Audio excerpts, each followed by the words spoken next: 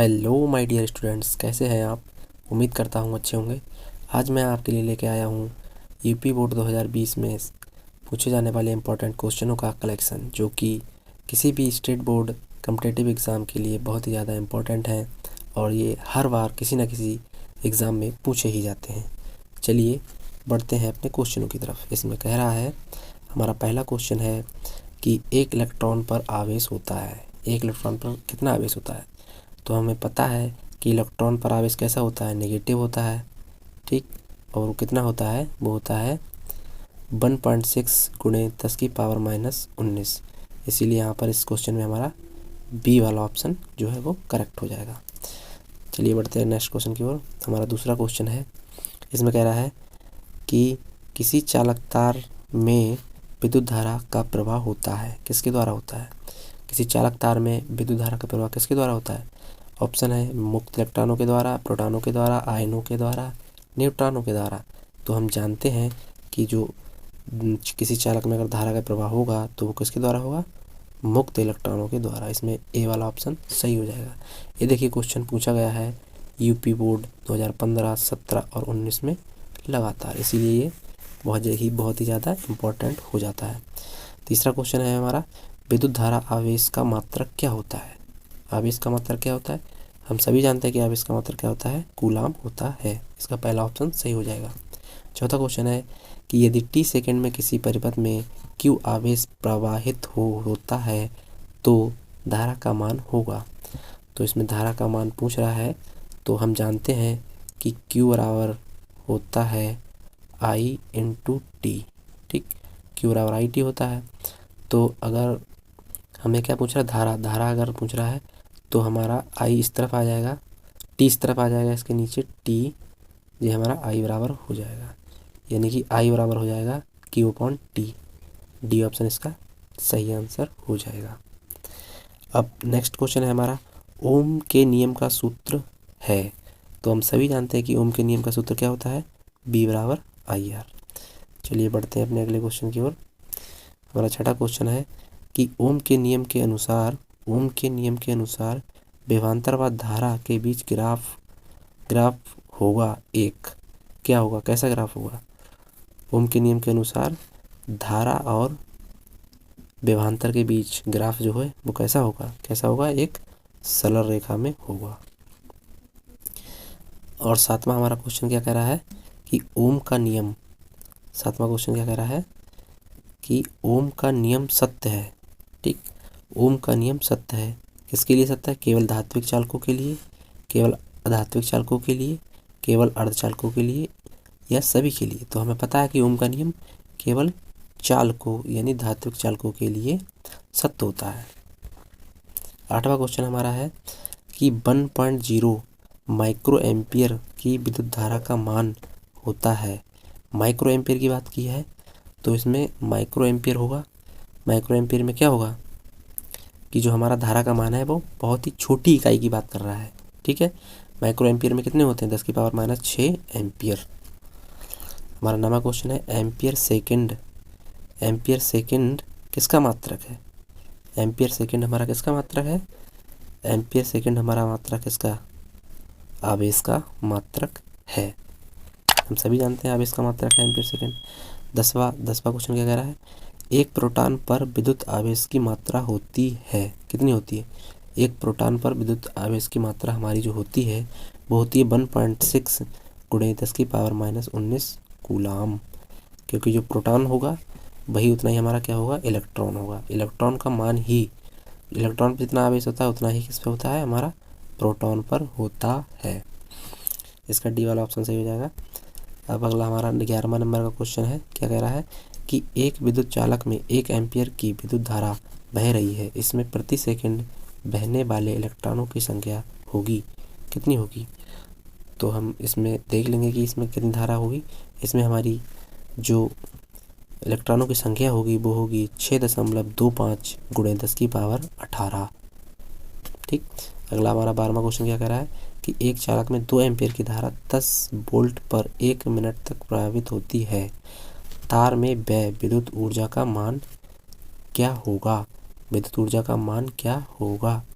तो इसीलिए इसके लिए हमें पता है कि इसका एक सूत्र होता है।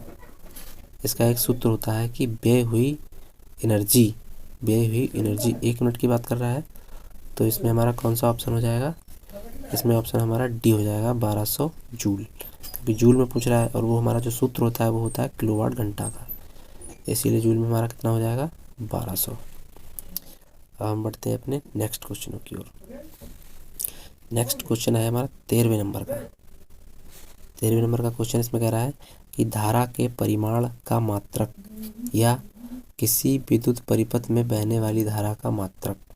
धारा का मात्रक हमें पता है, सभी लोग जानते हैं कि धारा का मात्रक क्या होता है? एम्पियर होता है। इसका डी ऑप्शन सही हो जाएगा। प्रतिरोध का मात्रक सभी जानते हैं, ओम होता है। ठीक। 15वां क्वेश्चन है, कह रहा है कि 15वां क्वेश्चन क्या कह रहा है कि 4 ओम वाले प्रतिरोध वाले n चालक तारों को समांतर क्रम में जोड़ा गया है। इन समायोजन का तुल्य प्रतिरोध कितना होगा? इन समायोजन का तुल्य प्रतिरोध हमारा कितना होगा, ये हमसे पूछ रहा है।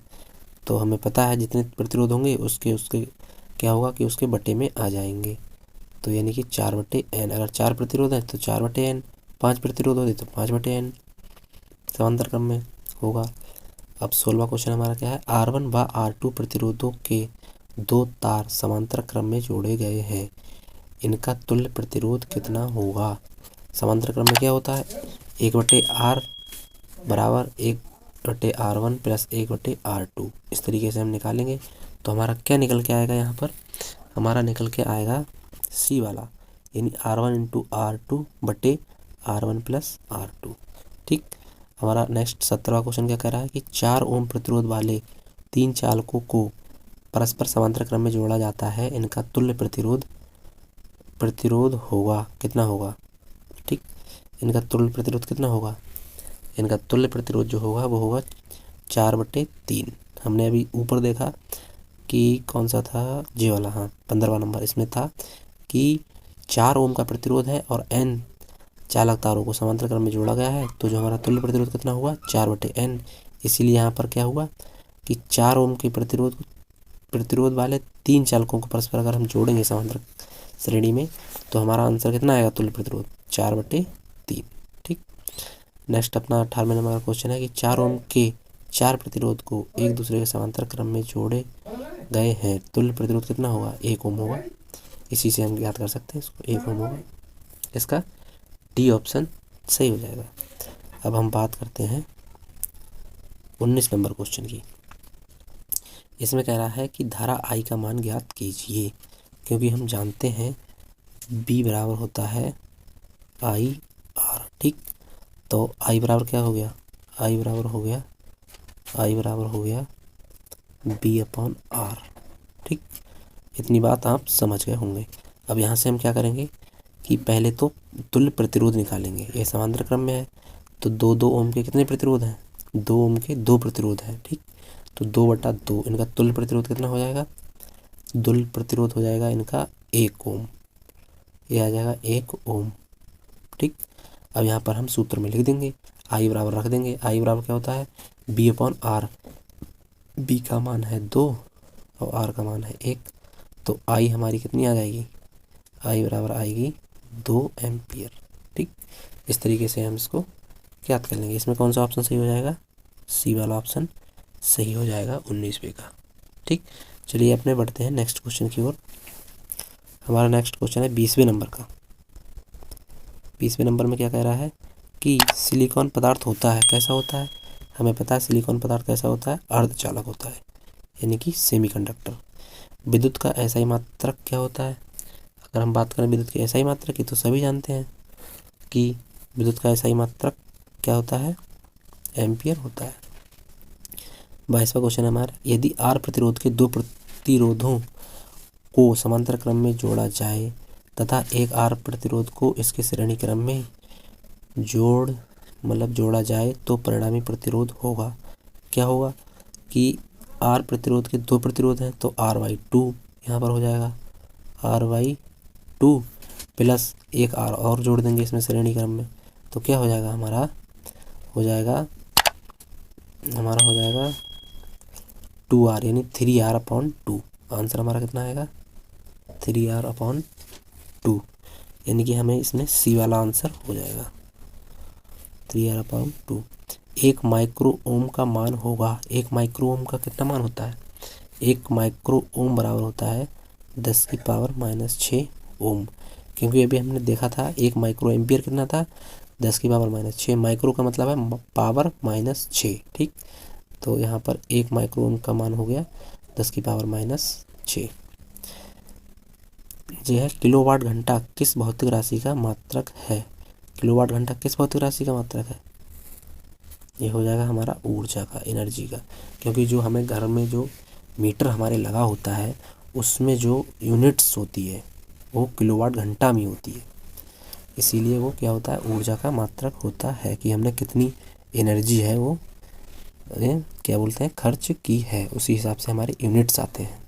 नेक्स्ट क्वेश्चन है हमारा 25 नंबर का। इसमें कह रहा है कि एक विद्युत बल्ब पर 12 वोल्ट एवं 30 वाट लिखा है, तो उसमें प्रभावित होने वाली धारा विद्युत धारा होगी कितनी होगी। तो हम पता है कि विद्युत धारा का सूत्र क्या होता है, हम किस विद्युत धारा होती है I बराबर क्या होती है W/V, ठीक। I बराबर क्या होता है W/V। तो यहाँ पर W कितना है, W हमारा दिया है 30 वाट, ठीक, और V कितनी है 12 वोल्ट। तो हम 30/12 इसको हम सॉल्व करेंगे तो ये हमारा आएगा 2.5, ठीक। ये हमारी क्या हो जाएगी 2.5 एम्पियर जो है क्या हो जाएगी हमारी धारा। तो 25 नंबर का हमारा कौन सा ऑप्शन सही हो जाएगा, ऑप्शन नंबर बी, इसमें ऑप्शन नंबर बी सही हो जाएगा। हमारा 26 नंबर का नेक्स्ट क्वेश्चन क्या कह रहा है कि एक सेल से R1 तथा R2 प्रतिरोध के दो तार समांतर क्रम में जोड़े जाते हैं, ठीक। यदि उनमें प्रवाहित धाराएं क्रमशः I1 तथा I2 एवं प्रति सेकंड उत्पन्न ऊष्माएं H1 तथा H2 हों तो क्या इनमें से कौन सा ऑप्शन सही होगा। तो इनमें कौन सा ऑप्शन सही होगा हमारा बी वाला, ठीक, क्योंकि हीट का जो अनुपात होगा वो हमारे रेजिस्टेंस के अनुपात के बराबर होगा। 27 नंबर क्वेश्चन हमारा है एक किलोवाट घंटा में जूल की संख्या होगी, यह हमें पता होना चाहिए। यह कितना होता है 3.6 × 10⁻6। ये क्या होता है हमारा 1 किलोवाट घंटा में जूल होते हैं इतने। ये देखो यूपी बोर्ड 2011, 12, 13, 14, 15, 14, 19 और 20 में क्या है लगातार आया हुआ है। ये हमारा क्या हुआ वेरी इंपॉर्टेंट क्वेश्चन है। 28 नंबर का क्वेश्चन है हमारा कि धारा I तथा प्रतिरोध R के पदों में विद्युत सामर्थ्य का मान होता है, ठीक, यानी कि I और R के पदों में विद्युत सामर्थ्य का मान कितना होता है, ये होता है P बराबर I² R, इसका डी ऑप्शन सही हो जाएगा। हमारा 29 नंबर का क्वेश्चन है कि दो विद्युत बल्बों की शक्तियाँ क्रमशः 100 वाट तथा 200 वाट है, तो दोनों ही क्या है 220 वोल्ट के मेंस से जोड़े गए हैं। इनके तंतुओं के प्रतिरोधों का मान क्या होगा। तो इनके प्रतिरोधों का मान क्या होगा, क्या मतलब अनुपात क्या होगा। तो हमें पता है कि शक्ति का अनुपात जो होता है वो प्रतिरोध के अनुपात का क्या होता है उल्टा होता है। यहाँ पर शक्ति का अनुपात कितना है, शक्ति का अनुपात यहाँ पर है 1:2, शक्ति का अनुपात है 1:2। तो इनके प्रतिरोधों का अनुपात कितना हो जाएगा 2:1, कि शक्ति का अनुपात प्रतिरोधों के अनुपात का उल्टा होता है। इसमें ऑप्शन बी जो है हमारा सही हो जाएगा। हमारा 30वां क्वेश्चन है अगला कि ऊर्जा का बड़ा मात्रक क्या है। ऊर्जा का बड़ा मात्रक हम देख पा रहे हैं यहाँ पर क्या है किलोवाट घंटा है। 31 नंबर का क्वेश्चन हमारा क्या कह रहा है कि एक विद्युत बल्ब पर 240 वोल्ट और 60 वाट अंकित है, तो उसके तंतु का प्रतिरोध क्या होगा। तो तंतु का प्रतिरोध का सूत्र क्या होता है, इसका होता है R बराबर होता है हमारा B²/P, ठीक। यहाँ पर R² बराबर B²/P, यहाँ पर B का मान कितना दिया है 240 वोल्ट और P का मान कितना है 60 वाट। तो यहाँ पर इसका मान रख देंगे, यानी कि B का स्क्वायर है, यानी कि 240 × 240 पी का मान है 60। 0 से 0 कैंसिल आउट होगा, 6 चौक 24। जब हम 4 की गुणा 200 यानी कि 240 में करेंगे तो हमारा आएगा 960 ओम। ठीक, तो यहाँ पर जो हमारा हो जाएगा ऑप्शन नंबर सी जो है वो सही हो जाएगा। चलिए हम इसको रफ कर देते हैं, इरेज कर देते हैं। अब हम बढ़ते हैं अपने नेक्स्ट क्वेश्चन की ओर। नेक्स्ट क्वेश्चन जो है हमारा वो कौन सा है, वो हमारा है 32 नंबर का। इसमें कह रहा है कि सामर्थ्य P तथा विभवांतर B तथा धारा I के बीच संबंध होता है। तो इसमें क्या संबंध होता है, ये सभी को पता है कि P बराबर क्या होता है, BI, यानी कि पावर बराबर वोल्ट इंटू एम्पियर। 33 नंबर हमारा क्वेश्चन क्या कह रहा है कि एक चालक में 2 एम्पियर की धारा 10 वोल्ट पर 1 मिनट तक प्रवाहित की गई है, तो तार में व्यय हुई विद्युत ऊर्जा का मान क्या होगा। तो विद्युत ऊर्जा का मान यहाँ पर क्या हो जाएगा, ऑप्शन नंबर डी 1200 जूल। एक विद्युत हीटर की 34 नंबर हमारा, एक विद्युत हीटर की 0.5 किलोवाट यानी आधा किलोवाट इसे 20 मिनट तक उपयोग में लाया जाता है। ठीक, तो उत्पन्न ऊष्मा का मान ज्ञात कीजिए। ये हमारा आया हुआ है यूपी बोर्ड 2014 और 15 में। तो इसका मान क्या होगा हमारा 34 नंबर का, 34 नंबर का टी ऑप्शन जो है हमारा सही हो जाएगा। 35 नंबर क्या है कि एक विद्युत बल्ब 200 वोल्ट के स्रोत से चलने पर 1 एम्पियर की धारा लेता है, विद्युत बल्ब की शक्ति ज्ञात कीजिए। तो शक्ति बराबर क्या होती है, P बराबर BI। ठीक, P बराबर BI यानी 200 इंटू 1, 200 इंटू 1, तो इसका मान कितना आएगा 200 वाट। 200 वाट सीधा सा सवाल है। 36 नंबर क्वेश्चन क्या कह रहा है कि विद्युत हीटर का तार बना होता है, किसका बना होता है, तो हमें पता होना चाहिए बना होता है नाइक्रोम का। ठीक, विद्युत बल्ब का तंतु का होता है क्योंकि टंगस्टन का होता है। विद्युत बल्ब का तंतु टंगस्टन का होता है क्योंकि क्या होता है कि इसका गलनांक बहुत अधिक होता है। इसका गलनांक क्या होता है, बहुत अधिक होता है। 37 का एस ठीक हो जाएगा हमारा। फ्यूज तार का गलनांक होता है, तो हमें ज्ञात है कि फ्यूज तार का गलनांक कैसे रखा जाता है, कम रखा जाता है, ताकि वो उच्च वोल्टेज आने पर यानी उच्च धारा प्रवाहित होने पर वो पिघल जाए और सर्किट को ब्रेक कर दे। 39 नंबर का क्वेश्चन हमारा क्या कह रहा है कि एक विद्युत पावर स्टेशन की सामर्थ्य 200 मेगावाट है। ठीक, यानी कि एक पावर स्टेशन है जिसकी क्षमता कितनी है, 200 मेगावाट है। ठीक, मेगावाट की बात कर रहे हैं यहाँ पर, तो इसके द्वारा प्रतिदिन उत्पन्न विद्युत ऊर्जा होगी, कितनी होगी विद्युत ऊर्जा, क्योंकि विद्युत ऊर्जा अगर 200 मेगावाट घंटा है, 200 मेगावाट है, तो इसका मतलब क्या हुआ कि भाई 1 घंटा में 200 मेगावाट उत्पन्न करता है। तो एक दिन में कितनी होगी, एक दिन में कितने घंटे होते हैं, एक दिन में होते हैं 24 घंटे। 24 इंटू 200 तो कितना आएगा हमारा 4800 मेगावाट घंटा। इसकी क्या हो जाएगी प्रतिदिन उत्पन्न ऊर्जा हो जाएगी हमारी कितनी, 4800 मेगावाट। आई होप आपको समझ में आया होगा, सिंपल का सा क्वेश्चन था।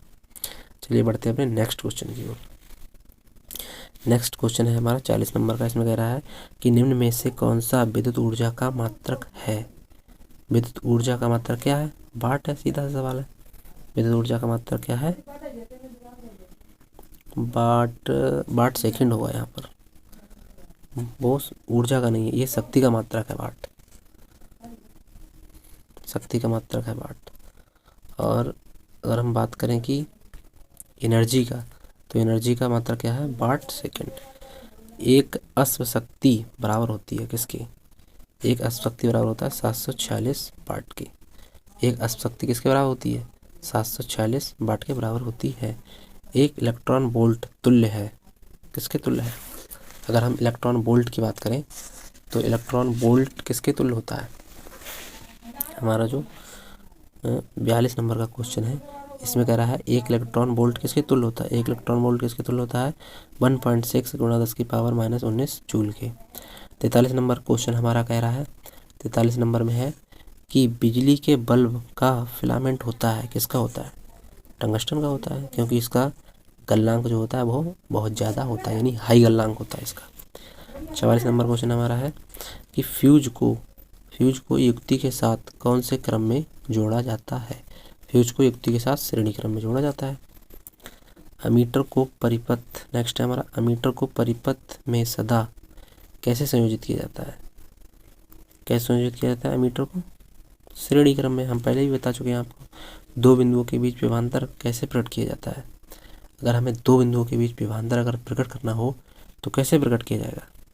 हम जानते हैं कि B बराबर होता है W/Q। पहला ऑप्शन हमारा सही हो जाएगा। 47 नंबर का क्वेश्चन हमारा कह रहा है कि सुचालक के एक बिंदु से दूसरे बिंदु तक एक कूलम आवेश को ले जाने पर किया गया कार्य कहलाता है, क्या कहलाता है। एक बिंदु से दूसरे बिंदु क्या कहलाता है? ये हमारा कहलाता है विभवांतर। पहले ही बता चुके हैं हम आपको। 48 नंबर क्वेश्चन क्या कह रहा है कि एक आवेश से सुचालक का विभव 10 वोल्ट है। इसके एक बिंदु से दूसरे बिंदु तक एक कूलम आवेश को ले जाने में किए गए कार्य का मान कितना होगा।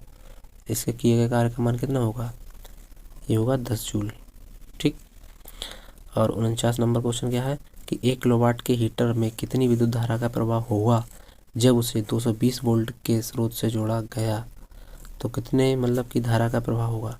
तो उसमें हमारे धारा का प्रवाह कितना होगा? उसमें होगा हमारा धारा का प्रवाह 4.55 एम्पियर। ताप बढ़ने पर किसी चालक का प्रतिरोध क्या होता है? ताप बढ़ने पर किसी चालक का प्रतिरोध क्या होता है? बढ़ता है, सीधी सी बात है। ठीक। हमारा 51 नंबर क्वेश्चन क्या कह रहा है कि समान वैद्युत शक्ति के तापदीप्त बल्ब तथा हीटर में से किसके प्रकाश अधिक होगा। ठीक। हीटर है एक और एक तापदीप्त बल्ब है, में किसमें अधिक प्रकाश होगा? किसमें अधिक प्रकाश होगा? ये सिंपल सी बात है कि जो हमारा होगा उसमें बल्ब में अधिक प्रकाश होगा। ठीक। तो आज के लिए हम ये 51 क्वेश्चन ही करते हैं और हम अगले के क्वेश्चन जो है वो नेक्स्ट वीडियो में करेंगे। आई होप ये वीडियो आपको काफ़ी ज़्यादा हेल्पफुल लगी होगी। इसी तरह के वीडियो देखने के लिए आप हमारे चैनल को सब्सक्राइब कर सकते हैं और इस तरीके की वीडियो को अपने दोस्तों में ज़्यादा से ज़्यादा शेयर करें ताकि उन्हें भी इसका फ़ायदा मिल सके। चलिए मिलते हैं नेक्स्ट वीडियो में। जब तक के लिए जय हिंद।